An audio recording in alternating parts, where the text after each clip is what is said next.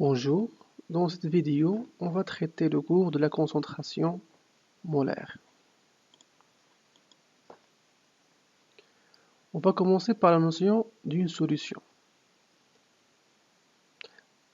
Donc la dissolution d'une espèce chimique appelée soluté dans un grand volume de liquide appelé solvant donne un mélange que l'on appelle solution.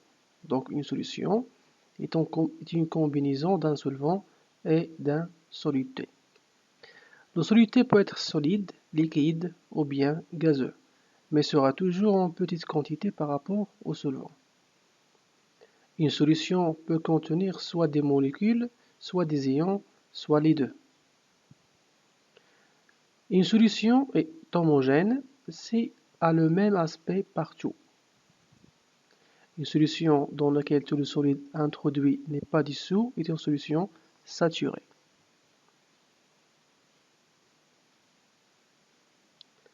Maintenant, on va passer à la concentration molaire.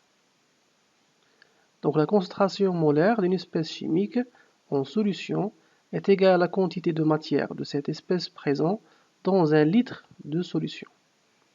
Pour calculer cette valeur, donc la concentration molaire d'une espèce chimique X, notée X entre deux accolades ou bien C, elle s'exprime en mol par litre. Donc combien de moles on a dissous dans un litre de solvant. Si l'on note Nx, la quantité de matière de l'espèce chimique X, et V, son volume, ou bien le volume du solvant, la concentration molaire en soluté de la solution est c'est égal à Nx sur V, avec C, c'est la concentration molaire exprimée en mol par litre, Nx, c'est le nombre de moles de soluté X, V, c'est le volume de la solution en litres. Donc on considère 1 litre d'eau distillée.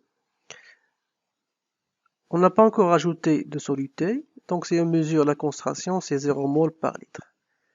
Dès qu'on ajoute un soluté, avec l'augmentation de la quantité de matière ajoutée à la solution, la concentration augmente au fur et à mesure. Donc à la fin, on obtient une solution avec une concentration donnée. La concentration est la même dans tous les environs de la solution.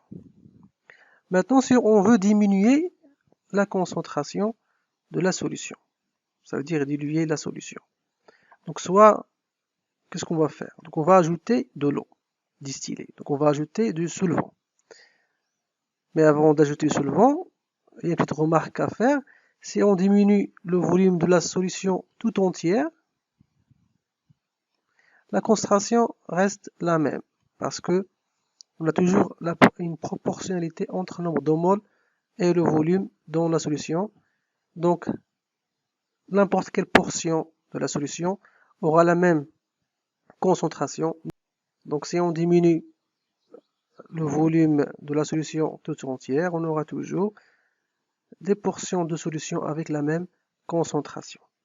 Maintenant, si on ajoute de l'eau, dans ce cas, la concentration diminue. Donc l'ajout de l'eau a un effet de diminuer la concentration de la solution.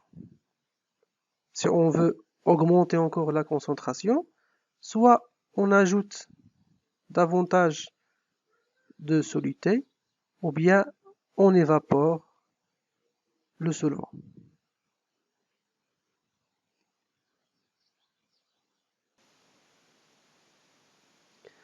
Maintenant, on passe à la dilution.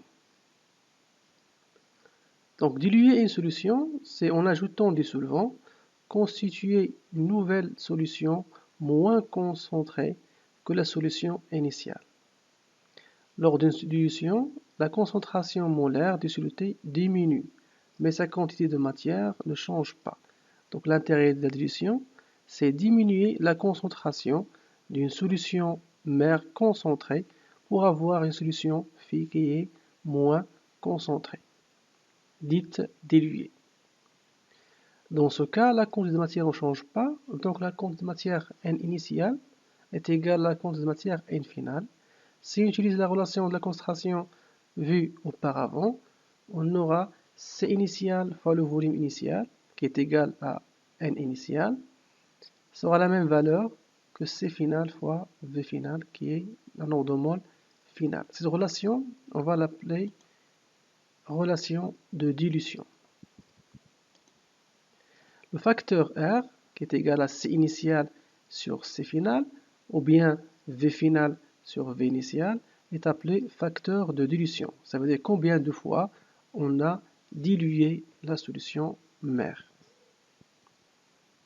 Donc on va voir tout de suite un exemple pour préparer une solution diluée.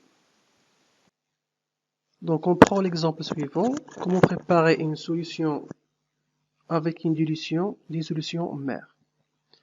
Donc ici, il s'agit de préparer un volume 100 ml d'une solution de concentration 10 fois inférieure à la concentration initiale.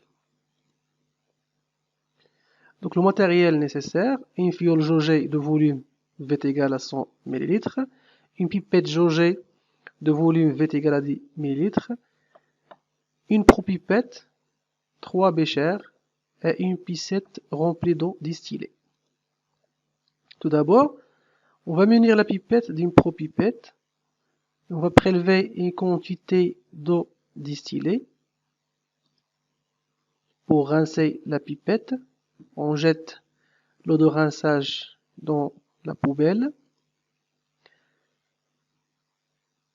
Donc on verse un peu de solution mère dans le bécher. On ne prélève jamais directement à partir du flacon. Il faut verser dans un bécher, ensuite prélever à partir du bécher. Donc à l'aide de la pipette, on va rincer la pipette avec la solution mère. On jette la solution de rinçage aux poubelles. Ensuite, on va prélever 10 ml de la solution mère tout en regardant le trait de jauge. Ensuite, on va verser le contenu de pipette dans la fiole jaugée. Il faut faire attention au deuxième trait de jauge qui indique le volume versé est égal à 10 ml. Le reste, on va le jeter aussi. On ne va pas retourner la solution qui reste dans le bécher ou bien dans le flacon de la solution mère.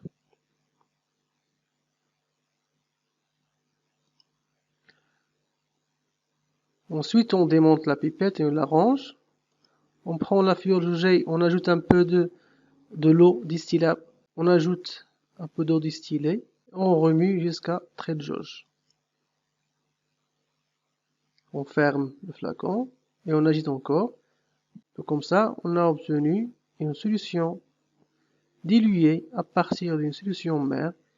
Le facteur de dilution est 10, c'est le volume final sur le volume prélevé. Donc la concentration est 10 fois inférieure à la concentration initiale.